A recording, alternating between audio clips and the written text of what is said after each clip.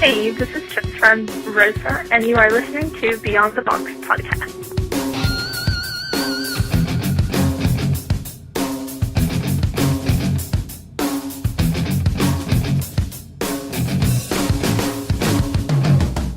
Hi, I'm Rayburn Johnson. And I'm Steve Sensenig. And this is Beyond the Box. Here's your invitation to explore life outside the box of institutional religion. This is a place where there are no walls to restrict our search for truth as we embrace the ambiguity of defining our life in Christ.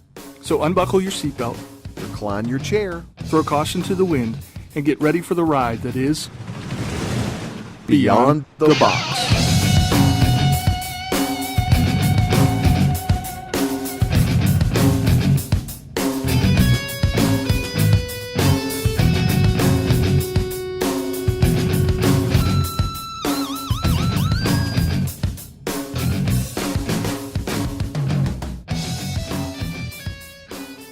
Welcome back to Beyond the Box, everyone. It is so good to be back with you today.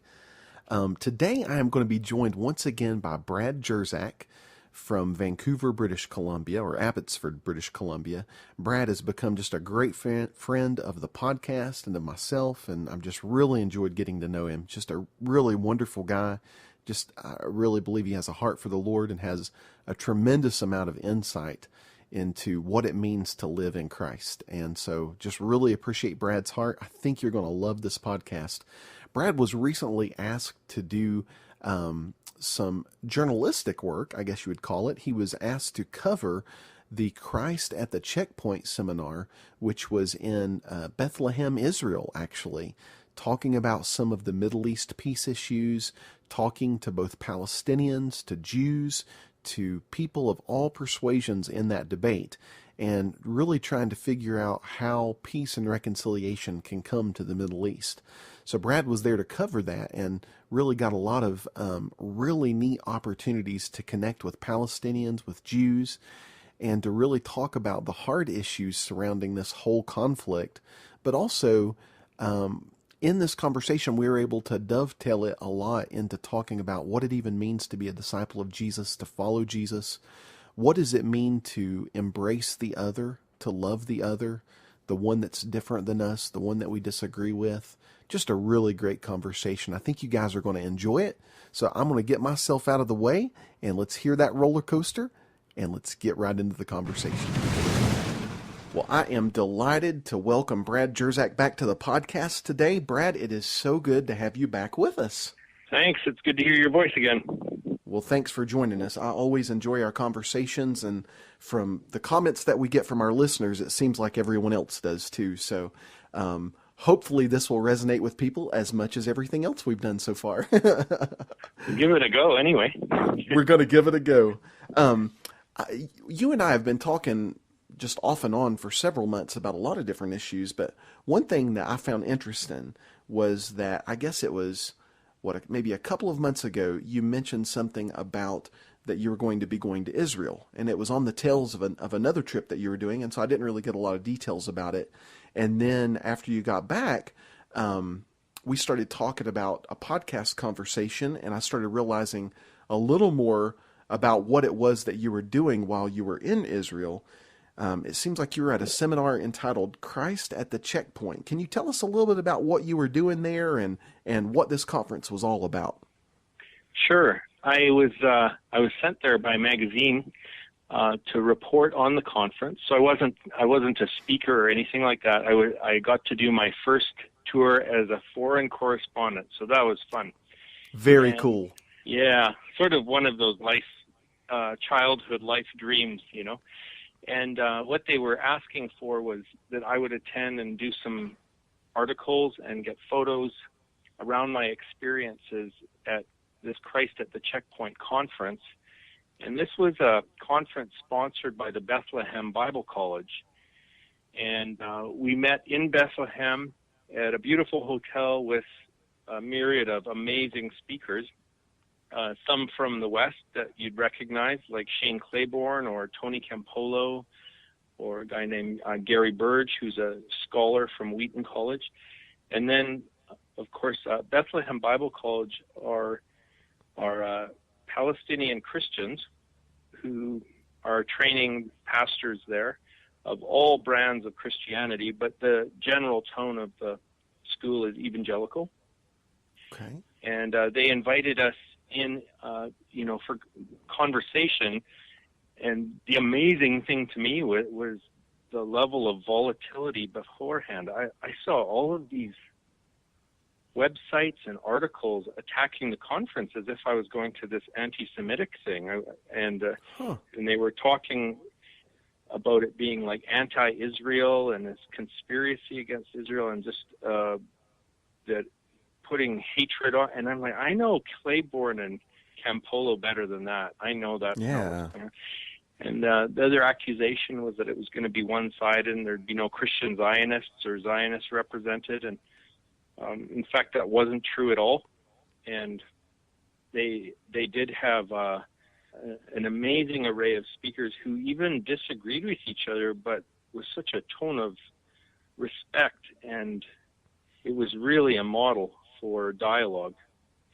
So I headed into this thing being warned that I was going to be deceived by this one-sided conversation, when in fact I got there and I just heard all these amazing narratives, a multiplicity of narratives from Christians and Jews and Palestinians on every side of the situation, not just at the conference, but in experiences and interviews that they would facilitate for us throughout the week in various parts of the West Bank especially. So now, Christ at the checkpoint, a lot of us are ignorant as to what's going on in the West Bank, what's going on with we all know that there's an Israeli-Palestinian conflict over the land, and, is there going to be a two-state solution, all of these questions. Tell us a little bit about what the checkpoint is, though, and why this is such a, why would we have a whole seminar named after the checkpoint? What is that all about, Brad? Well, the checkpoint is referring to those places where the Israeli military has set up checkpoints and really turnstiles and so on that the Palestinian population needs to go through. And this is not to get from, let's say, a Palestinian area into an Israeli area. This would be, if you live in Bethlehem, you are walled in. And if you work in Bethlehem, you have to go through this turnstile early in the morning, hour and a half lineup just to go to work. When you come out, you're going back to your own, you may be going back to your own home, but let's say it's a Palestinian area A and Palestinian area B, and one area is maybe where the Palestinian Authority are arranging for policing, and the other area is another Palestinian area that the Israeli military are policing.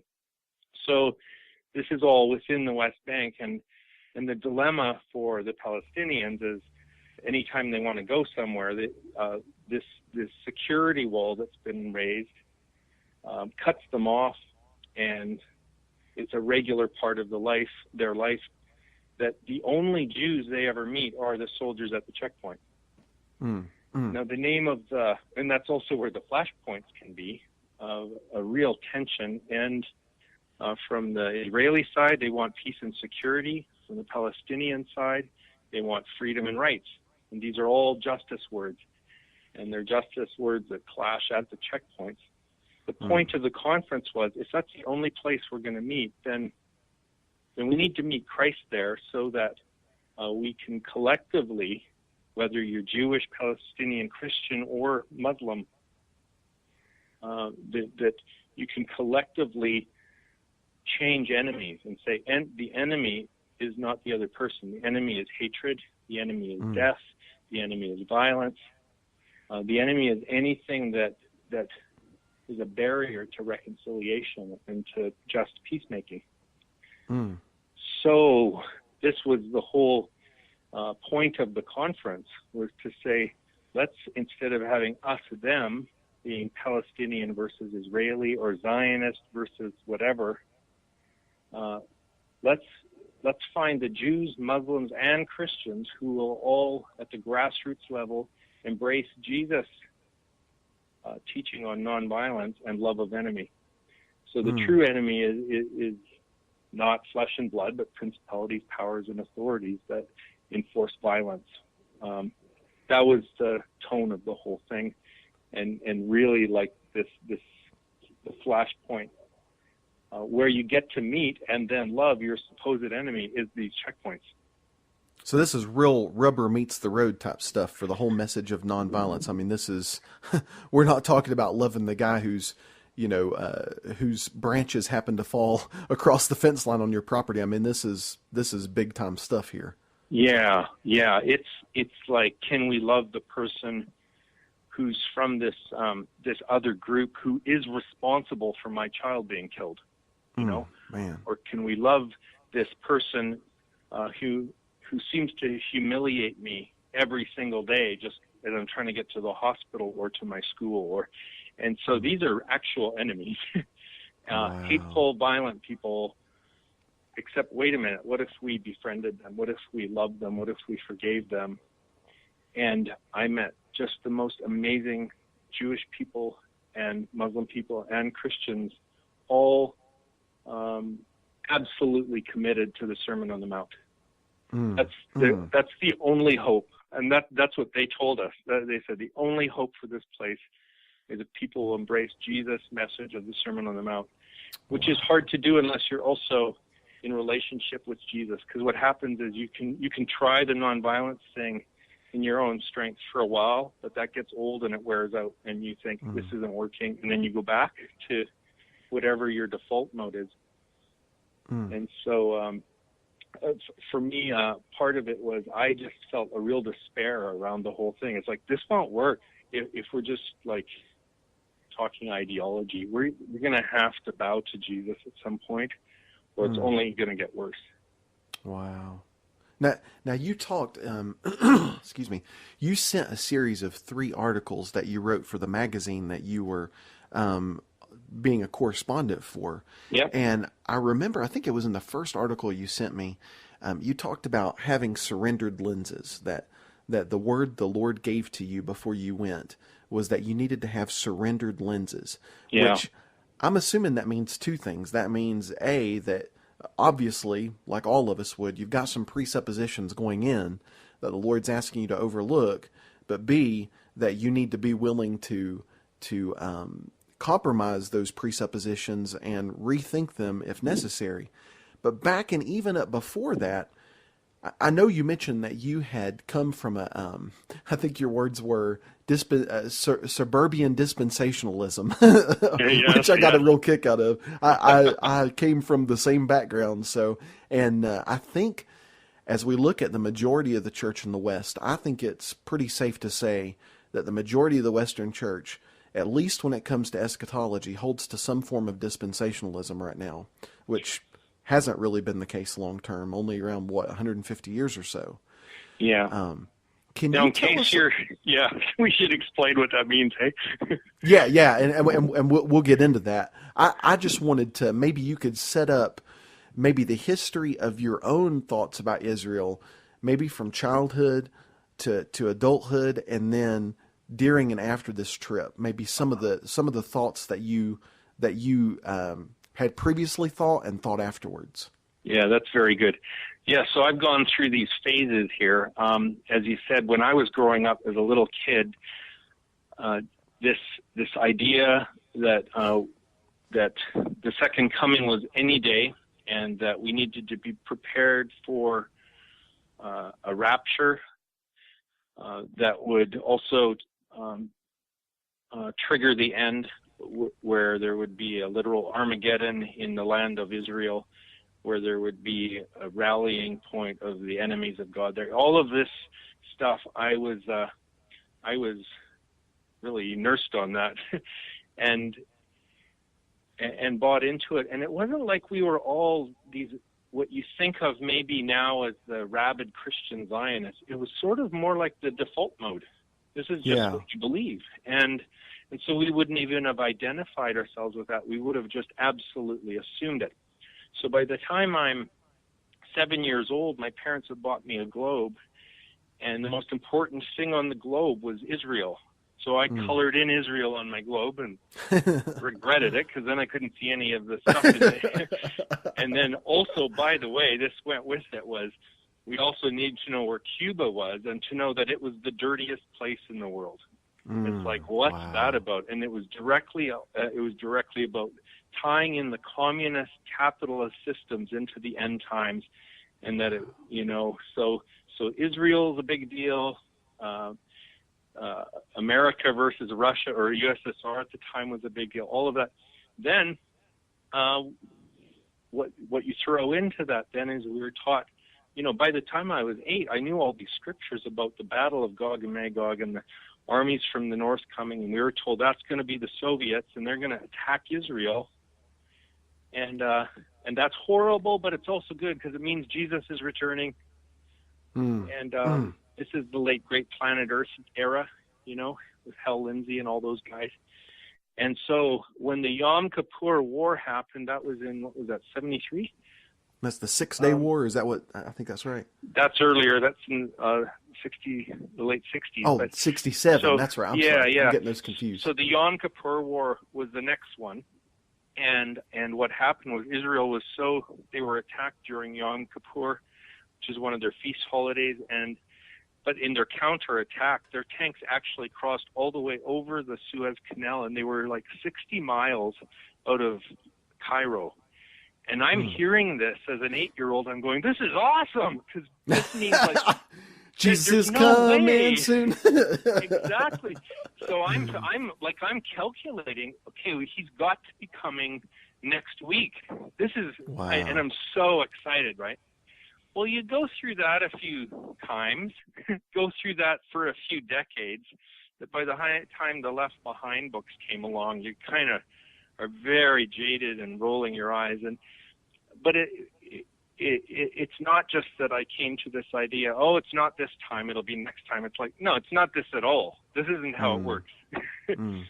So there's that theological thing that happened for me. But also, I ended up marrying into the Mennonites, and I was a pastor with them for 10 years. And they had a different way of coming into this. Some of them were also dispensationalists. They, Jesus coming any day, and we're waiting for revival, and we're waiting for all of that stuff. But at the same time, they had this intense social conscience where they're saying, hang on a second.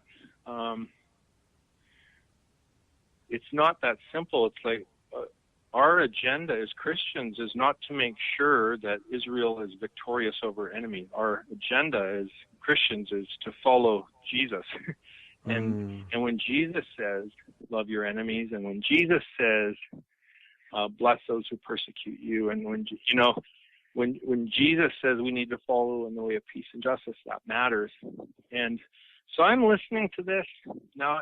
I'm in my mid-20s by then, and I'm already quarter of a century. I've been a card-carrying Zionist, and then I sent one of my youth group over with MCC, the Mennonite Central Committee, to do some relief and development work.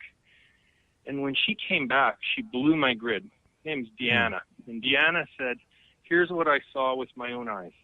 I saw atheist Jews who don't believe in God at all bulldozing a Christian Palestinian elementary school under the name that they're training up terrorists to hate us and destroy us. And as atheists, so on the one hand, it's like Jews bulldozing Palestinian elementary school. At the same time, it's like atheists bulldozing a Christian school. And somehow you're supposed to be lining up with the atheists. Right. And she's saying, and the worst part was the Christians back home in North America are cheering. Wow. Because this is part of God's plan for the second coming and the end times. Wow. And so I'm like, what do I do with this information? And in fact, it's information that I found back then, and now with the things I was an eyewitness of, or a witness of, is that these other things that were going on, they're not welcome news, because now you're messing with our theology. Now you're messing with the destiny of Israel. Now you're messing with the Bible and its promises. And I'm like, Well, Wow. hang on, So before I even went over there, I had visited with some Palestinians who'd had their homes taken from them and they were occupied. These are Christians who are rejected by other Christians just because they're Palestinian, as if they're, and they're like, by the way, we don't like being called Muslims when we've been Christians for 10 generations, Oh since my before goodness. Muhammad even was born. Wow. Wow. So I was starting to switch sides. The problem is when I got to Israel, that's a good problem, is that I'm realizing sides is the whole problem. We've Right. got, and so what good does it do me if I go from being a right-wing Christian Zionist who's pro-Israel and all they do to being a radical fundamentalist left-wing pro-Palestinian who's just, now I've just changed enemies, I've changed sides, but I haven't changed my heart. Wow. What the conference did for me was it put me face to face in meal conversations with different points of view among Palestinians who don't agree with each other, and then different Jews who don't agree with each other, and Christians who don't agree with each other, and then even in their disagreement, they could say, could we agree on some basic principles like don't kill anybody who worships the God of Abraham, Wow. Wow. Wow. And could we agree on this, that violence doesn't solve violence, and that injustice doesn't make a place more secure? And what I discovered over there was quite a grassroots consensus about what they want and what will work and what won't work. And I'll tell you, when I've tried to share that on this side of the ocean, I have run into tantrums and hatred, and I'm like, let's say from Jews, and I'm saying, but I'm telling you what the Jews told me who live there. Wow. Or from Christians, and I'll say, but I'm telling you what the Christians told me. And from Zionists, I'm like, but I talked to the Zionists there, and here's what they're saying. So it's like on the ground over there, there really is a hunger and a desire for peace and for justice, even across the spectrum. And it tells me the spectrum's a lie. And so that's a big revelation I've been getting. Wow. Well, that you mentioned something interesting. You were talking about the different narratives that were there, and I know you mentioned in one of your articles about narratives are the stories that we tell ourselves. They're the stories that we design to either hide our secret agenda or to justify our secret agenda. Yeah. Or maybe it's not so secret after all. I guess it's not really secret when you're on the steps at Capitol Hill protesting Washington, is it? I guess that kind of takes it out of the realm of being secret. But I found that interesting. You're talking about these different narratives and how really one of the problems is that no one's listened to someone else's narrative, that we've only bought into our narrative without ever even hearing an alternative narrative. Can you tell us a little bit about some of the stories that you encountered with different Palestinians who saw things different ways, different Jews, different Christians? Yeah, I would love to. That was, for me, the most amazing part of the trip was hearing, first of all, these fractured narratives, and then finding a new axis to orbit around together. So, first of all, this multiplicity of narratives that, let's see. I'll start with the Jewish ones.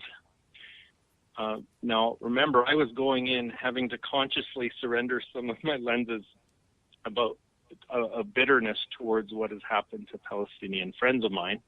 Right. And to really listen afresh to the Jewish stories, and really have to emphasize stories, plural, because it was quite a range. So I'm going to give you the extremes of the range. I got to meet and listen to a settlement Jew. We would call him an ideological settler, and that means somebody who has come to purposely live in Palestinian territory to create settlements that the United Nations say are illegal, to expand those even when there's treaties not to.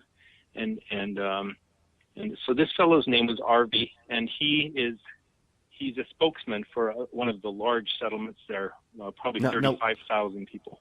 Let me just ask you real quick, just to make sure I understand. So this is a guy who's kind of there trying to say, no matter what these treaties say or whatever, I believe this is Israel's territory, so I'm going to camp right in the middle of the Palestinians just to prove it. Is that kind of what he's doing? Exactly. And he would not. He wouldn't even argue that. He would say that's fair. He would say it's our land.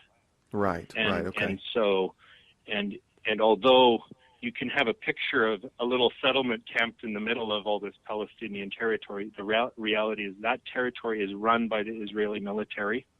And you have big settlements of 30,000 Jews, multiple ones, surrounding little farms with their Palestinian farms. So that, I mean, they've really moved in there. So there'll be like one little Palestinian family, or maybe 10 families, and there'll be like all of these Jews surrounding them? It can be like that. It depends where you are, right? I was at one farm where they have title to the land. The Palestinian farmers have title to the land. They've got this olive grove that surrounds them that belongs to them. And then I could see 5 settlements from that hill and a 6th one going in. And then below one of those settlements, I could see a little Palestinian village. And so no wonder it's so volatile. Good night. Yeah, and so the way it works. And then I could also see one settlement, they called it an illegal settlement. That is, not only does the United Nations regard it as illegal, but even the Israeli government does. And it makes a good PR thing because they can go and extract the people from that settlement over and over and over, saying, see, we're moving people out. Wow. So Arvi's point was, you have to remember, 15 years ago, there were bus bombs going off in Israeli cities. You know, you'd be out for coffee and a car bomb would go off and all these civilians would be killed. You'd say, you have to remember, all the tension around rocket attacks, and you never knew when a rocket attack was going to come. On the other hand, like come from and where to and all of that, those are issues. But he called it a defense wall. He said, we're not, this wall that they're putting up, it's a necessary evil. We don't like it. We're not proud of it, but it's a protection from the violent Islamists who used to regularly bomb us, and now they don't. But then he also said, they're also massively armed. Every one of the settlers in his city supposedly is armed, plus for every settler there's a number of Israeli soldiers who are responsible to protect them from the settlers. Wow. And he said, you need to remember this. You think love will work here, but that's Christianity. Christianity is based on love. Judaism is not. Judaism is based on the law. And this is a Jew telling you this. This is a radical, ideological Jewish settler, yeah. From Chicago, by the way. Wow. Who's immigrated there. Many, many American Jews moving, because there's like the ideology, but there's also financial incentives to do it. So they're moving there for the express purpose, all the way from the United States to for the financial kickbacks, but also to prove the point that this land belongs to us. Not just prove the point, but actually take the land. It's a way to take the land. And so that was, now I'm sounding critical of it, but that was his point of view. And so to be fair to him, it's our land. To be fair to him, God gave us this land. To be fair to him, he promised us this land, and it's ours to take. And we're not just doing genocide. We're building settlements, right? So that's where he's coming from. Now, the other extreme was so amazing, because that's not all I heard from Israeli Jews. 2 that I want to mention. One guy named an Israeli soldier. He was a master sergeant. He was honorably discharged after his service. Okay, we lost you there for just a couple seconds. Yeah. What was his name one more time? Mika. Okay. Mika, yeah. And so he's a former Israeli soldier who came out of the military, honorable discharge. So it's not like he was kicked out or something. He did his service, and then he started a movement called Breaking the Silence. And Breaking the Silence was an opportunity for Israeli soldiers who had taken part in what he called war crimes and injustices during the occupation, or during this occupation of the West Bank. And that's his language for it. And he said, out of their guilt and trauma, they wanted to create a venue where the soldiers could basically confess what they had done, their complicity in oppression, and hoping that by making public the things that were happening that so many Jews in Israel don't even know are going on, and especially when it's like in a place like Hebron where he was stationed. Hebron is a large, it's a Palestinian city, and right in the middle of it, they've planted a little Jewish settlement, and his first day on the job, he was taken down to the Palestinian market and said, "Now your job is to keep peace and order here." And it's like, okay, it's just a market. What do we do? And they didn't tell him anything except just watch. So him and his rookie buddies are standing there, and all of a sudden there's a huge commotion in the market. And what Mika told me was he saw 4 very large Jewish settler women running around the middle of the market. One of them was smashing pots and pottery off of the shelves of the marketplace and breaking the stuff. Another woman was running around swatting people in the head. Another woman was had her rolling pin and was literally striking people. Now his orders were, if any Palestinian touches an Israeli settler, your job is to here's your choice. You can shoot the Palestinian, or you can arrest them, handcuff them, blindfold them, and take them to jail. My goodness. And he goes, that's the first day. He's like, what the heck is going on here? So, and also they had explicit orders, you're not to touch any women, especially not settlers, right? So he's trying to literally put his body between the two sides to keep the peace, knowing that he can't touch them. But by the time it was done, the place was a mess. I mean, there's people one guy laying on the floor with his broken nose and from the rolling pin and all this, and he goes, what is going on? That's the least of sort of the injustices he told me about, or the kind of crazy making that was involved there. But, and this is like an everyday type occurrence that was going on. Yeah, well, and especially, and that's the thing, it's not always events like that. It's like day-to-day atmosphere of hostility. Yeah. I was in that same area where every day the children who try to go to school and back are abused and attacked or assaulted and insulted. So now you've got people coming from Norway and the UK on what they call accompaniment programs, and you go in for 6 months at a time just to walk the kids to and from school. That is amazing. So, wow. Now my point about this is, when I shared this in Vancouver, I drew a lot of fire, and I just want to say this: a Jew told me this. This was not like Palestinian or left wing or extreme whatever propaganda. This is an Israeli soldier who served faithfully to defend his country.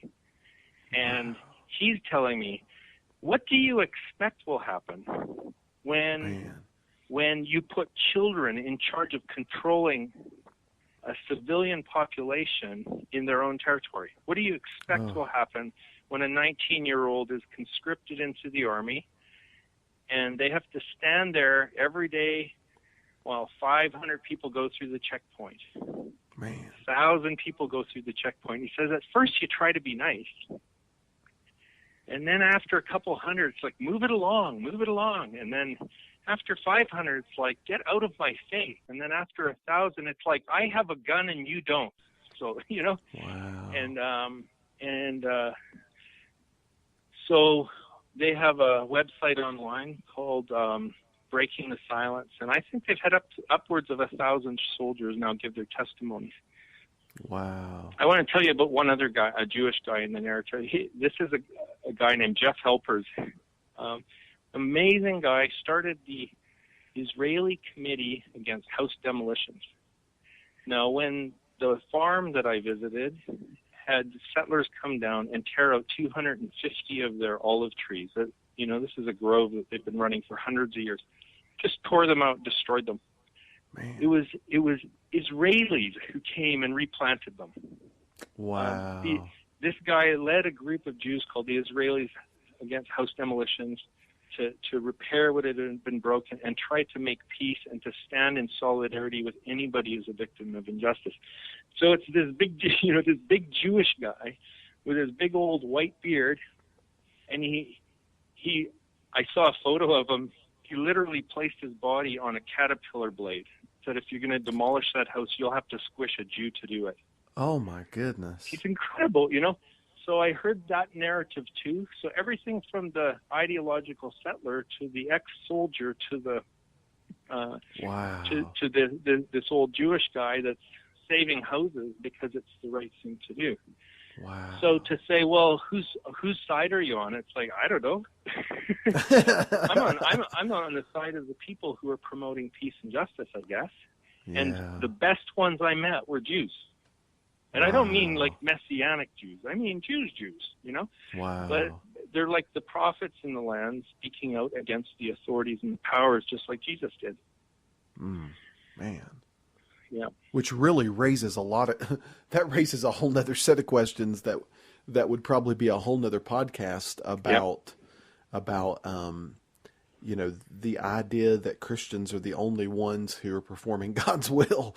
I mean, that's a whole nother conversation for a whole nother time, but yeah, it's just amazing to think when, I've watched all sorts of documentaries about Christian Zionism in America, and to hear some of the rhetoric coming out of some of these people's mouths, while simultaneously saying Jesus is their Lord, and then to see a Jew actually go and lay their body on a caterpillar blade to keep from destroying a Palestinian home, it just makes you go, gosh, who is really, is it really about what you believe in your head, or is it about what you're doing? I mean, it raises a lot of questions. Or what do you do with your body, right? Yeah, I mean, it raises a lot of questions when it comes to, is it the person whose quote unquote theology is right, or is it the person who's actually living out the message of Jesus, whether or not they acknowledge him as Lord? I mean, it raises a lot of questions for me. Yeah. Well, and actually that's a good segue to some of the Palestinian narratives, because first of all, not all Palestinians are Muslim. There's a core group of Palestinian Christians, and they're suffering there dramatically. And they're saying we're not suffering first and foremost as Christians at the hands of Muslims. We're suffering as people, as Palestinians, because of this wall here, and because of being cut off from our hospitals, our schools, and our places of work. We're suffering here because our olive groves are being demolished. So it's they consider themselves a persecuted church, but mainly for political reasons. And unfortunately, half of them have left. And they said, we're a small group, but we're like salt. We're very, very tasty. But they said, what will happen to this land when you remove all the living stones from it? Wow. Because they see themselves as living stones in the new temple that Jesus has erected. And he established that temple in the Holy Land. They've been faithfully being living stones of that temple, but when you have even like Christians from North America saying, you should leave there because that's not yours. They're like, wow, we've been having regular church services in this church since 322 AD. What do you mean? Oh, my goodness. Wow. And this includes evangelicals, Roman Catholics, and East Orthodox. across the board. So you've got this Christian population that says, please go back to North America and tell them we exist, and that it's very hurtful to us when we feel abandoned and rejected as brothers and sisters in Christ, or forgotten or not acknowledged because of some other end times prophecy agenda. And it was these guys that said, you guys are so into prophecy, you've ceased to be prophetic. Oh, Ouch. wow, that's good. Wow. It was. That's a zinger, right? I tweeted that one. Wow, right man. And they're leading the way in refusing to hate. And I heard over and over, I've heard over and over again over here how dangerous and hateful and murderous Palestinians are. I'm telling you, I looked for that, and it probably exists. And I know there's been rocket attacks again from Gaza and all that. But I'm just saying the people I met were absolutely committed to nonviolence, and I don't even just mean the Christians. So I meet these Muslims over there who are saying we've been trying Jesus' way of nonviolence. Wow. And in fact, one guy that I met there, he has led a nonviolent protest every Friday at noon for 6 years. No one from his protest has ever thrown a rock or struck a soldier, even though many of them have been shot and killed with, like, let's say, tear gas canisters and rubber bullets and sound bombs that are misused in an illegal way to actually kill people. So I'm like, why do you still do this? I kind of actually feel like his protests have been a waste of time, but I looked at it again, I thought they have built a track record of over half a decade of trying it the Jesus way. Wow. Boy, that's an indictment on the Western Church, isn't it? Oh, I mean, absolutely. you've got Muslims trying the Jesus way for over 5 years, and we're still making sure that our pays. our DVD collection's protected by by our shotgun in our closet or whatever. I mean, it's just wow. Yeah, it was crazy. But and then on top of that, I met this wonderful young lady who she's a practicing Muslim, and she says, I want to give my life for something that counts.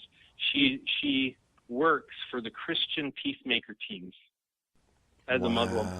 And she's like, well, I said, you're the best Christian Muslim I've met in a while.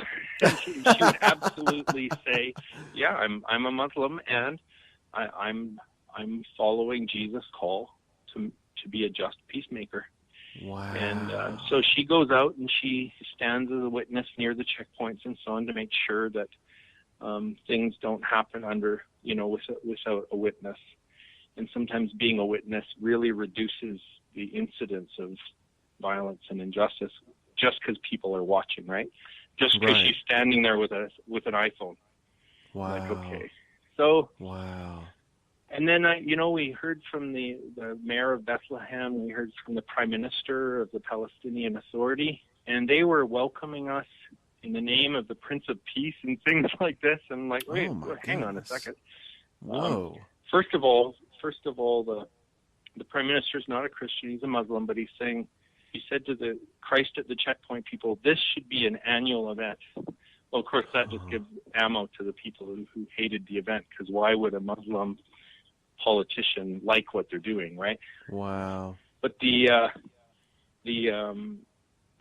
then the mayor got up, and I don't know what he was on, but he said, welcome to the birthplace of our Lord Jesus Christ, who was crucified, or born here, crucified, rose on the third day, and is now reigning as the Prince of Peace.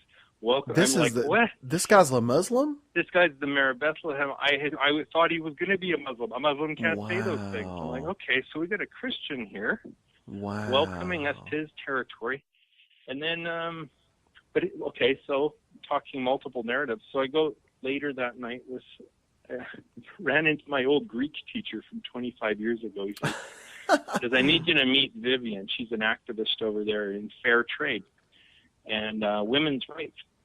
And so I sat down with her and I said, now tell me what it's really about. Tell me what's going on here. And she said, well, first of all, we think the Palestinian Authority are an illegitimate government, and we don't believe what the prime minister is doing. He's just corrupt. All of a sudden, I'm hearing Palestinians being just as self-critical as the Jews had been. Huh. Wow. And saying it's not as simple as, oh, wahoo, we can all jump on the, prime minister's bandwagon. She's going, no, you know what? Actually, I don't like Hamas, but that's who we voted in. Wow. And these guys are puppets, and it's Hamas who've been holding down the ceasefires, and it's Hamas who've been working in the daycares and stuff like that. So they have this sort of legitimate authority in the eyes of the people. But they used to be terrorists, and every effort to domesticate them, if it gets opposed by more violence, they'll just lose patience, and sure enough, rockets start going off again. So wow. It's this constant war against war, and are we helping or are we hindering? Mm. And that's where the Christian Zionist kind of narratives come in. Well, first of all, Christian. My understanding, is that Christ has called us to a pretty specific calling of just peacemaking right. and Sermon on the Mount lifestyles. Not only that, but he's forbidden the means of fulfilling the promises to Israel. He's forbidden violent means. He's forbidden conquest. That was the whole thing that they missed the point on the first time around. It's like, how are we making the same mistake again? That we think God's promises are fulfilled in a violent, hostile, bloody takeover of a chunk of land, when Jesus said all the promises are fulfilled in me. So there's that going on. And then I have to say this, about 150 Zionist Christians showed up at the conference. Wow. They were fantastic. The pastor is the head of, their pastor was one of the speakers. He leads the largest Christian Zionist or Zionist Christian church in Jerusalem. Did you notice I reversed the order of the words there? The Zionist Christian. Zionist Christians and Christian Zionists, and I'm like, uh-oh, we've got more narrative going here, don't we? Right? Oh, yeah. So let me run this one by you. Zionist Christians in Israel don't necessarily appreciate Christian Zionists in America telling them what to do. Oh, and wow. coming over with Glenn Beck to have rallies, they cringe. They're like, you guys, we're trying to be a light and a witness here, and there's Zionist Christians in that they do believe that God has some role for the Jews to perform yet, and it's not crushing their enemies, It's coming to Christ and being a light and a witness there. So to have people coming over frothing at the mouth and waving flags in people's faces and disturbing the peace, they're like, really? You're helping us? Are you sure? Wow. Maybe just go home. And so that was fascinating to meet Zionists who are on the peace train. What's that because about? that's not an everyday occurrence, that's for sure. No, not the ones we know, right? Not the ones we know in the West. Not the ones I was. Put it that way. Amen. So there was all these kinds of Christians gathered, all these kinds of Muslims, all these kinds of Jews, and it just, I thought I kind of knew what was going on there, but when you think there's a few stories and suddenly there's 50 stories, how do you regather it all? Well, and Brad, I think one of the things that I'm beginning to learn recently is just how much injustice we do to other people's stories by telling them for them. Yep. The fact that we in the West think that we can tell the Palestinian story, and we make it a really linear, not a multiplicity of voices, but a real singular linear voice that we call the Palestinian voice, and we do the same thing for the Jews and the same thing for the Christian Zionists. So I think there's something about, you being able to go and actually hear the narratives come from the people who embrace them rather than someone else who is antagonistic towards them. Yeah. And you know, I wasn't there long. I wasn't there long enough to it wouldn't even be fair for me to have an opinion. Right, But exactly. I was there with people who said, tell them this, and you know, so the settlers said, tell them the bombs were horrible, and that's what we're up to. And the soldier says, tell them this, you know, we used to do horrible things. Horrible things are done. The Palestinians are saying, tell them this. Lots of us believe in nonviolence, and people think we're dirty, rotten terrorists. And, and in reality, it's just a bunch of people, and some of them worship hate, and some of them worship love. And that really is the dividing line for all of us, isn't it? That is it. I want to just paint a picture for you in your head. I hope the listeners can track with this, because this was for me a big conversion point, and it's actually a way to help. So first of all, if you can imagine a horizontal line, and that horizontal line represents justice in the good way. I don't mean like punishment and all that necessarily. I just mean justice. And on that line of justice, we've got these different words that revolve around that line. On this horizontal line, maybe you could picture freedom and rights and peace and security, and these are justice words. But I know for sure in Canada and the United States, but I found even there more in the extreme, that line has a left end and that line has a right end, and we call it left and right. And so justice to the people on the left, usually there's an emphasis on rights and freedoms. So, you know, it's my right. I should be free to whatever, to abort my baby. That's a rights and freedom issue on the left, right? Right. On the right, it's a peace and security kind of issue. So Christians on the right, or people on the political right, they emphasize peace and security, and so that means often that means, well, we're going to sanctify violence through capital punishment. So whether you're on the right or the left, you've got a kind of sanctified violence, whether it's against an unborn baby or if it's against a serial killer. And we obsess about where we are on the line. We obsess about where our politicians are on the line and our theologians are on the line.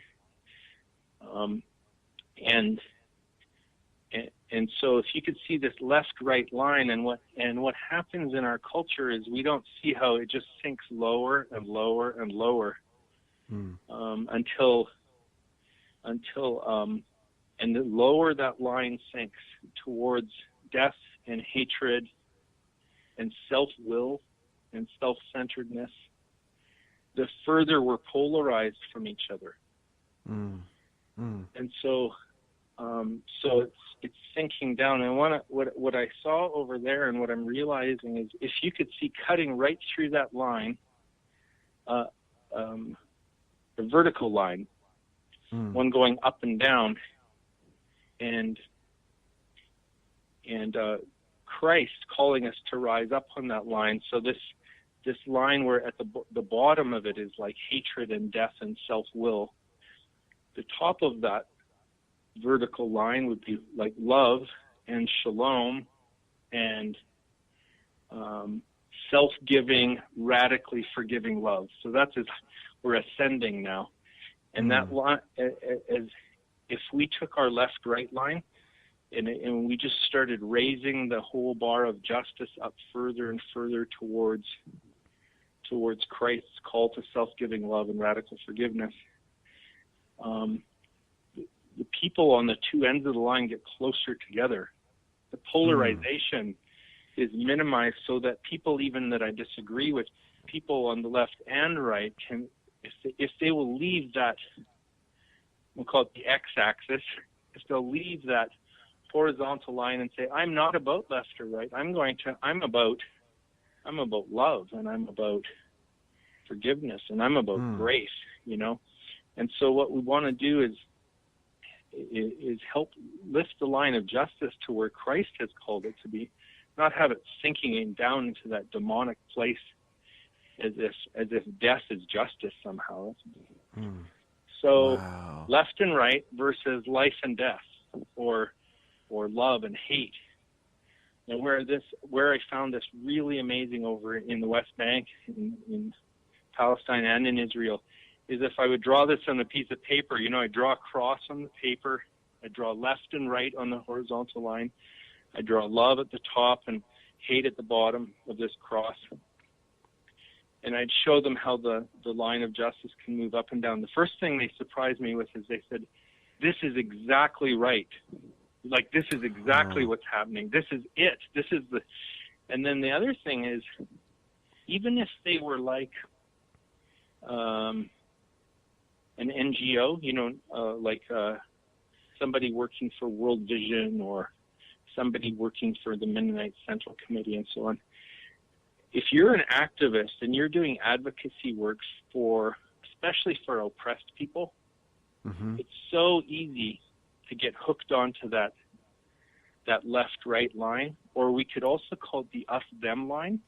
I guess you vilify the side of the oppressor, right? You vilify the oppressors. Exactly. So you still are vilifying. So you're still on the wrong axis. And so what I could say is, look, I think you're here in the line. I see you getting tired, and I see you getting angry, and I see your eyes are red, and you're starting to hate some of the people that have oppressed the boys and girls, the men and women you work with.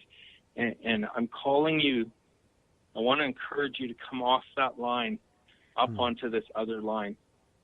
And I want to tell you how I already see you doing that too.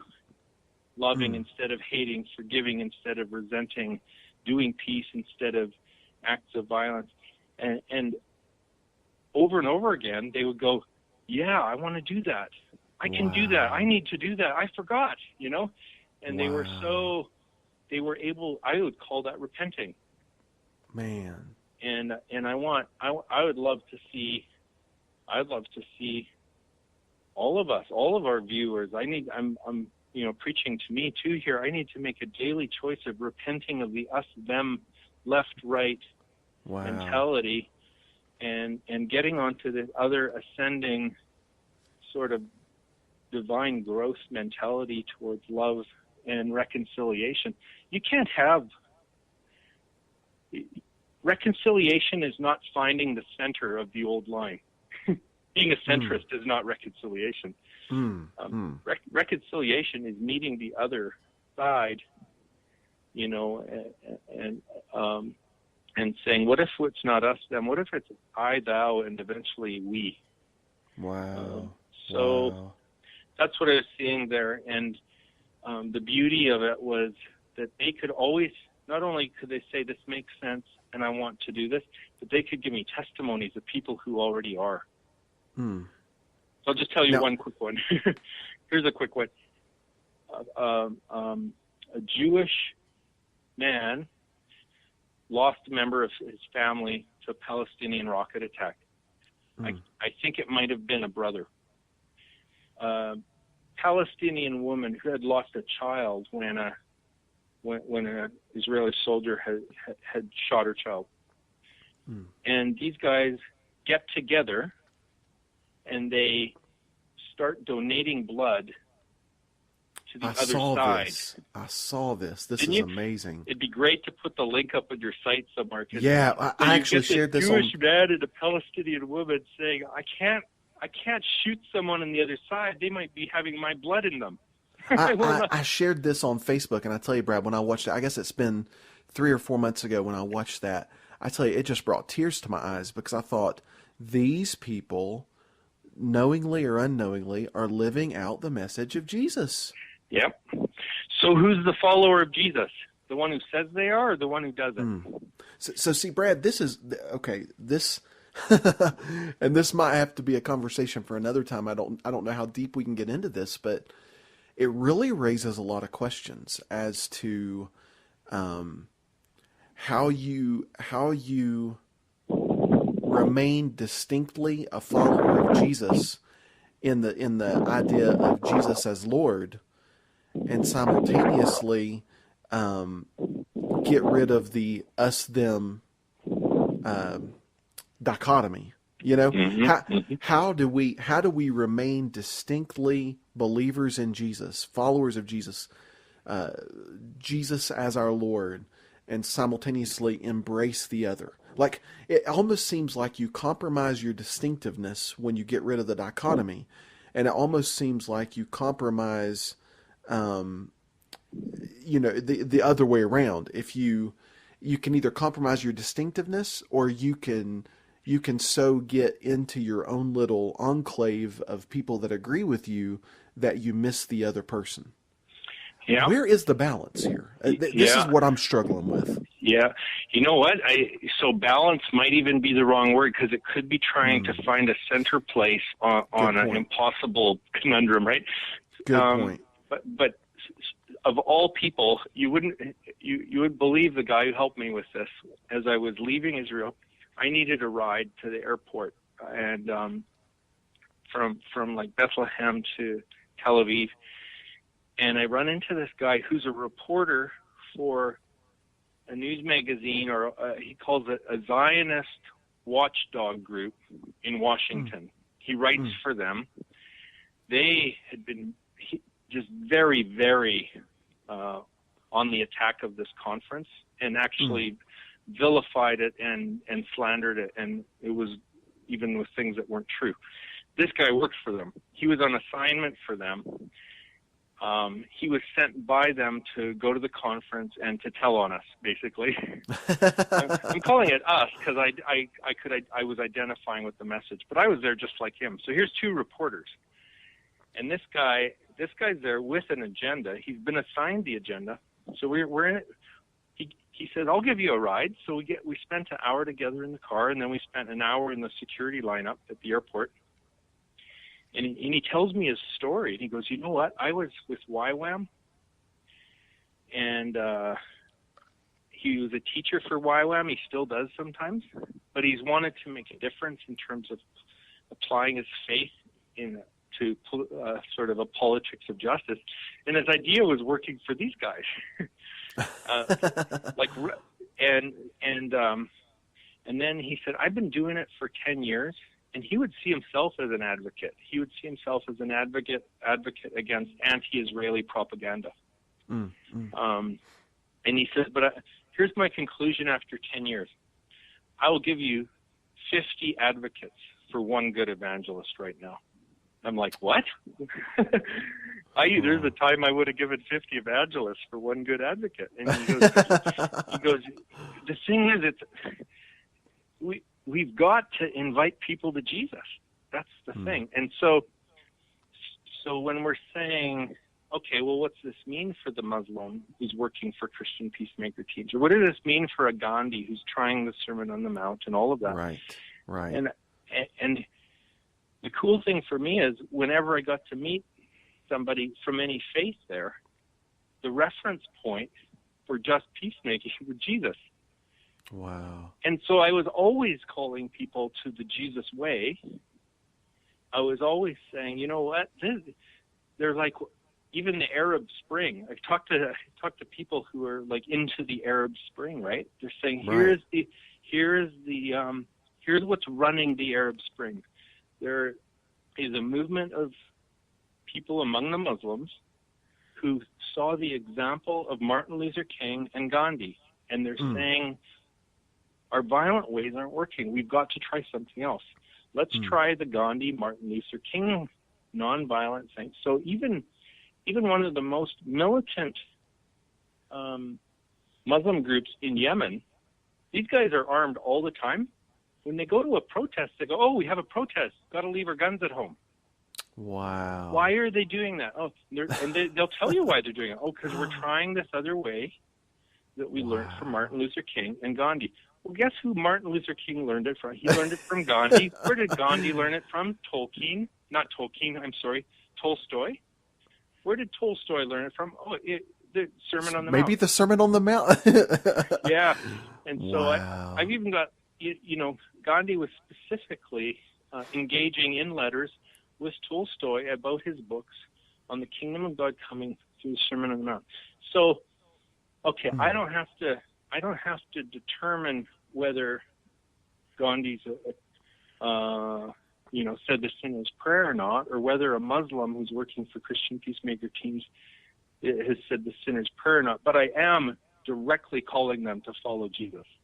And I'm not even embarrassed about it. I didn't have to tiptoe around the topic at all. I'm like, this is the Sermon on the Mount, and this is what we've got to do, and it's the only thing that's going to, make a difference here. And they're going, I know, that's where we're trying it.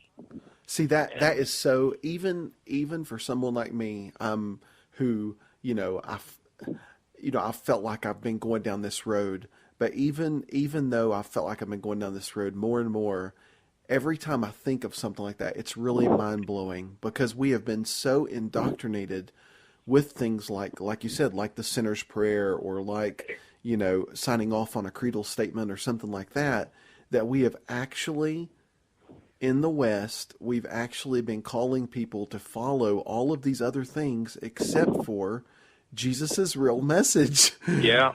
Which is as you're saying this, it's even like, oh my gosh, we're missing the whole point. Yep. Yeah, and I would want to say that for me, this is another thing that's been. It's weird that I'd have another life-changing conversion like a month after I was there, and it was this. As I've tried to bring this message, I've been stymied more and more and more, including by Christians, to a point of despair, and to say, I just about had a tantrum at the Vancouver Public Library over this. The hatred in the room was so bad. Christians, Palestinian, Muslims, and Jews, as I'm sharing these narratives and calling them to peace. And then the question and answer time, they're just like, it was just war again. And finally I got up and I said, they couldn't even agree on what to call it. It was bad enough. You call it Israel and we call it Palestine and vice versa. And so I said, I have a proposal. Let's drop both names and call it the Nut House of Hatred. How about that? And they're like, what? And I said, there will be no justice and there will be no peace as long as we put a rock pile in the Middle East ahead of human life, and if we put ancestors who are worm food already ahead of the living people who lived across the wall from us, you may as well forget it. And so what was happening is I was despairing, right? And I realized, what if my despair is my emotions' way of saying, the requirement is surrender.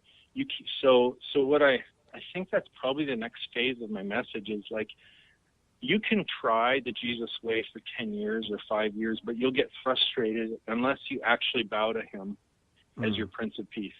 You don't just say, I'm going to borrow Jesus' methods. Yeah. Because that's not even working. So, you've got, and I need to work out how to say that with my Jewish and Palestinian friends that I have now. It's like, you're doing so well following the way of Jesus. Without his strength. Well, and maybe some of them with it, but yeah, it raises the question, doesn't it? It's like, it does. Are you actually just like trying his way, or do you realize this won't work till you surrender to him? But I don't think that's any less of a message for Christians at this point. Well, that's the thing, that it really does raise the question, because, this is just something I've really been pondering for a while now, Brad, is, what really even is a believer in Jesus? I don't want to ask what's a Christian, because I think, to me, the term Christian is so loaded with baggage that I just want to know, what does it mean to be a disciple? What does it mean to be a disciple? Does it mean, praying the sinner's prayer, just peacemaking, all these different things, or is it simply following the message of Jesus? And I don't want to make it sound like it's an either or proposition, but you raise some really good points when you talk about a couple of Muslim people who are working for World Vision, trying to further, just peacemaking in the way of Jesus. Yep. I mean, it starts raising questions about, okay, what does it mean to be a disciple? I mean, it really raises a lot of questions, Brad. Yeah. Yeah, I've been reading Brian Zahn's book, Beauty Will Save the World. Have you heard that one yet? I actually have a pre-release copy of that book sitting on my shelf that I got that was sent to me at work that I haven't picked up yet. Oh, that's got to be your next book, man. This is unbelievable. He's a friend of mine, and he would probably love to be on your podcast sometime. And I read his book Unconditional and loved it. Okay. Loved that book. Well, I didn't realize what I was doing with these x-axes and y-axes, like the horizontal and vertical line. He's even using some of the same language, and he talks about the axes of power enforced by violence, and then it's just who's the strongest at the moment, right? Oh, is it the Muslims strongest at the moment? Is it the Jews strong? It's still the same axes of power enforced by violence. And then he says that Jesus came with a new axis. And so to your question, what is a follower of Jesus? Here's what he says. Follower of Jesus is someone who's come into Christ's orbit around the axes of love. And to do that, we must really believe in Jesus. Really believe in Jesus. Yes, believe the orthodox doctrines of his virgin birth, divine identity, bodily resurrection, but also believe the gospel he proclaimed. The gospel of the kingdom of God, where the ordering principle and central axis is co-suffering love and radical forgiveness. So I'm like, well, we've been talking on the phone too much. We're plagiarizing each other now. I just totally. He wrote that before I picked up some of this, and some of it's coming from Archbishop Lazar and all of that. But so he's saying, practically speaking, a follower of Jesus is one who's actually orbiting around this new ordering principle for the world called the kingdom of God. If you're orbiting around that, you'll meet Jesus. If you're not orbiting around that, you might want to ask if you've met Jesus. It's just, so I don't have to manage who's met Jesus, but I better be checking if I have. Yeah, and if I'm not ordering my life around those principles of love and forgiveness, then I'm not following him, even if I'm a Christian. That's a great call, Brad. That's a great call. Wow, that's mind blowing. Yeah, I've got that book still sitting in cellophane on my shelf. That's going to have to be one that gets popped open real soon. Let me ask you, Brad, how do you feel like this experience? How has it changed you? I mean, I know you're talking about the different ways you're looking at, but what did you practically take away from this that you said, I can implement this into my life, and something I've learned from this that's going to really make a difference in my day-to-day walk with God? There's a few things. One is I'm much, much more attentive to narratives and how they function now. And so that sounds pretty technical, but here's a practical example. That is with Easter, I started thinking about, even our whole discussions around the afterlife and Sheol and the grave and Hades. And I thought, that's not about the afterlife. That's about our fear. That's a story we tell ourselves around our fear of death. And although I completely believe, the literal resurrection, and I'm looking forward to mine, the story I tell myself about the resurrection is also a story about my joy in life now, where I've been delivered from that old death anxiety into a life of joy and hope. So I'm trying to be way more attentive to the stories I tell myself and why I'm telling them to myself, and which ones are wholesome and which ones are not. And then the other thing that comes to mind is this. Is my proneness to the us-them mentality, and my own need to repent of that. of the left-right spectrum and transcend it and pull myself out of that into politics of love and reconciliation. That almost sounds like a diametrically opposed term, doesn't it? The politics of love. Talk about turning a term on its ear. Yeah, no kidding. Especially in an election year down here. It's That's right. Well, that would be a great application of it, right? Is to say, look at how polarized everyone is, and there needs to be a repentance of Let's just start with Christians. Christians need to repent of being embedded on the wrong axis. And they need to be called off of that into a different message. And if that means they can't hold political office, then I guess that's okay. Well, and I think, Brad, I think it really does come down to a lot of that. I've kind of got a strong opinion when it comes to politics, and it's not that I'm necessarily saying I'm right, but I'm just at the place where it's hard for me to understand how you can be a follower of Jesus and simultaneously get involved in the political system and hold office and all that kind of thing. That's kind of where I'm at right now. Yeah. And a lot of that comes down to exactly what you're saying. When you get into that political arena, it seems like you get on that axis that is so polarizing that you really can't, you can't love your enemies because you've got to vilify them to make sure that you stay secure, Yeah. And so it really raises the question, with a situation like the Israeli-Palestinian conflict, how do we bring the politics of justice there without getting in the political arena, And I think, you've given some great examples of how these people are going, and the fact that you've just got people escorting children to school. Yeah. That hit me as just absolutely beautiful. That someone didn't have this grandiose vision of I'm going to go and be the next Billy Graham and, save millions of people and all of this kind of thing. But they said, no, I'm going to go escort a child across the street and on their way to school so that they can get there safely. That's beautiful. That's just beautiful. Yeah. That's the only way. There's what Jeff Helpers from the Israeli Committee Against House Demolitions told me is he said this: there is no top-down political solution here at all. Forget about it completely. So he said the whole one-state solution idea, it absolutely cannot work. And then he gave me 10 reasons why not.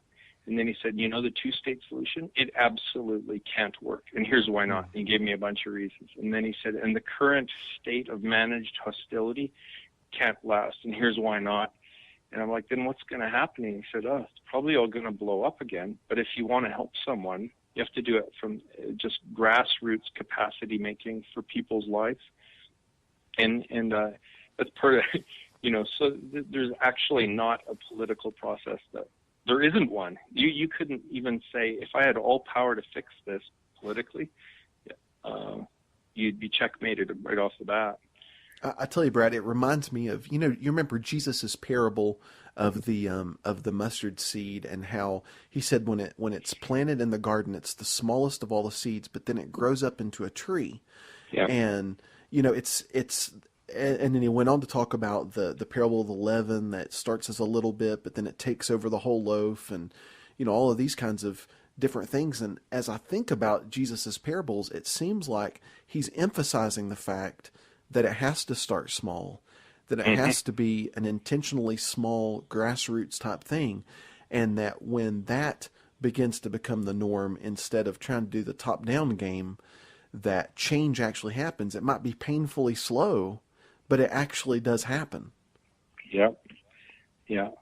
Well, and unfortunately, it's a really narrow door. We've been so trite with the golden rule, and my understanding, this comes from Brian Zond. Also, what he told me one day is that when we read about Jesus' words that broad is the way that leads to destruction, and narrow is the way that leads to life, that's not a mystery about what he's talking about. It comes right after the golden rule. It says, here's the golden rule. Do unto others as you would have them do unto you. And guess what? That's a narrow gate, and no one wants to go through it. Almost no one will go through it. And I'm like, but it's such a simple thing. It's like, it's not simple when you're over there. Wow. It's like that's a hard sell to anybody. And all I hear about, over and over is, well, you know what they did?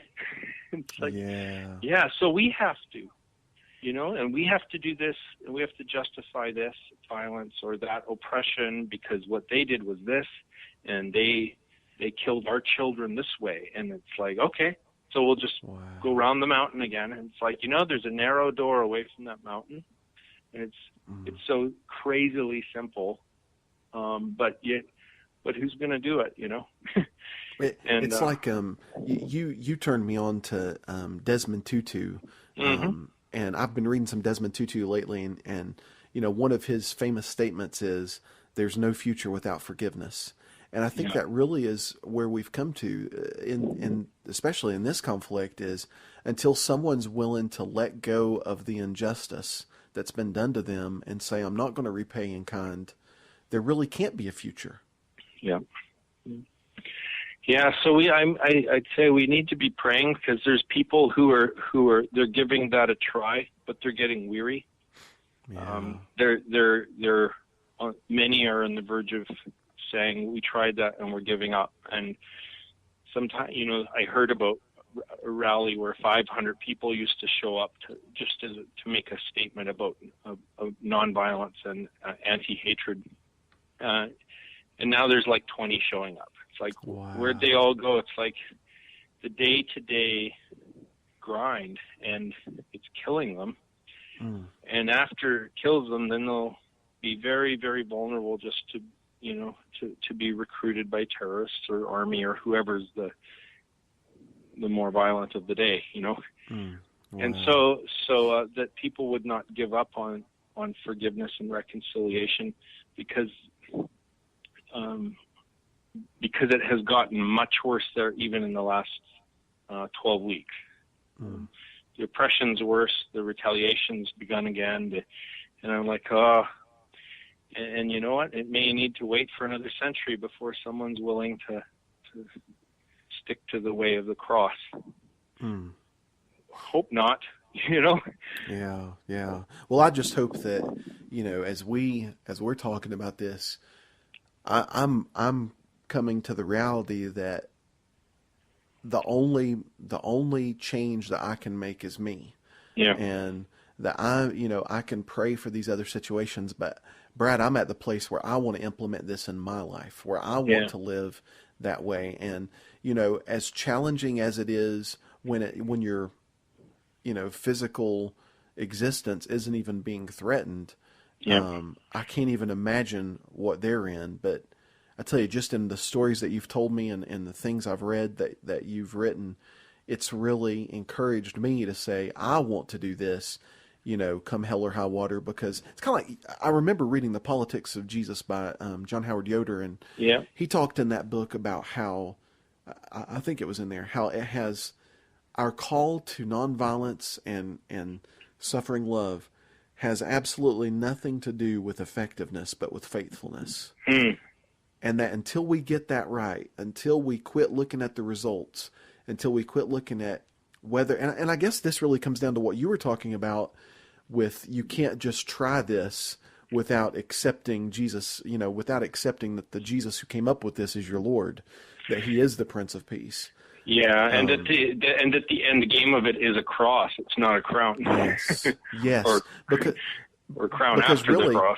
Yeah. Until we're willing to go there and say, I'm willing to take this message to the bitter end, we really haven't embraced it, because like you said, that probably is where it leads most of the time. Yeah. If I kind of want to say it is a better way, and it actually is a more effective way, but I think what you're saying is absolutely critical. It's like, if it depends on that, right. Then at some point you will betray it like Judas did.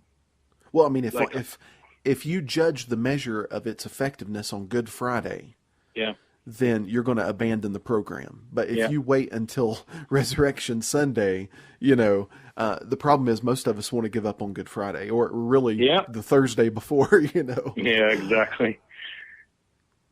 Yep. Such good stuff, Brad. Wow. I'm just, you've really, this has really helped me. I hope it's helped our listeners. I know that this is a topic that we frequently talk about. We frequently get a lot of pushback on it.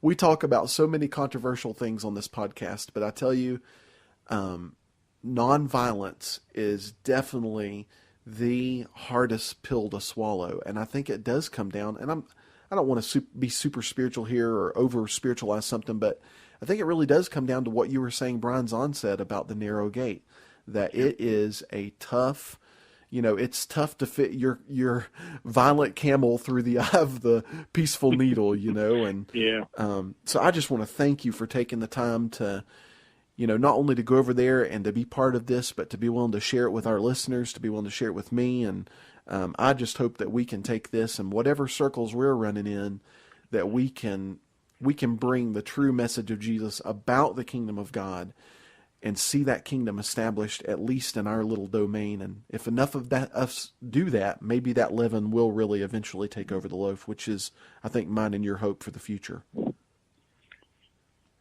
Amen. Thank you, everyone, for listening. We will join you next time. Thanks so much, Brad. Appreciate it. You're welcome. Brad, thank you once again so much for being on the podcast. We just really appreciate you, brother. I just consider you a dear brother in the Lord, a great friend, and just consider it a pleasure to know you. So thank you so much for joining us. Guys, I really hope you've gotten a lot out of this conversation. I feel like there was a lot of good stuff that came out of this. I know for myself, just in the process of talking to Brad, just, some things really click when it comes to talking about what does it mean to really follow Jesus. For so long in evangelicalism, we've been told it's about praying a sinner's prayer or about daily devotions and praying and just all this stuff, when really it's funny how we can do all those things and actually ignore the message of Jesus, which is about love, peace, reconciliation with God and with others. And so it really does get fascinating when you consider that there's people out there that are following that path that aren't naming the name of Jesus, and it really brings up some sticky questions. I'd really love to hear your input on this. We would, not only on this, but on any podcast we do, on any conversation we're having on Facebook or on the website, we always welcome your input.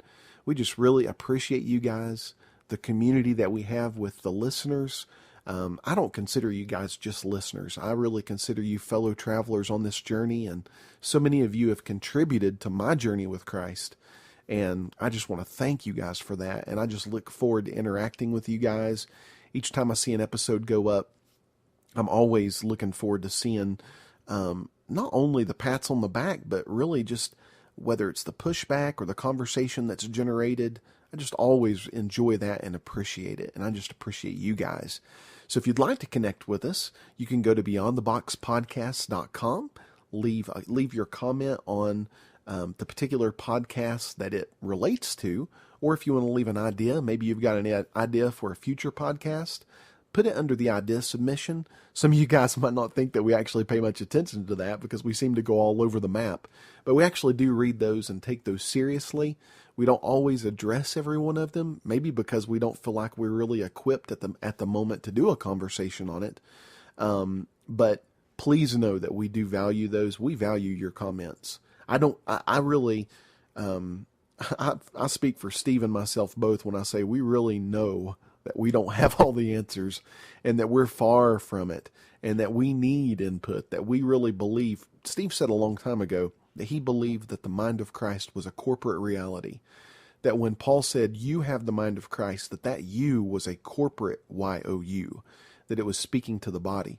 So together we have the mind of Christ. So when we get together, we really are able to fill out each other's weaknesses and each other's holes.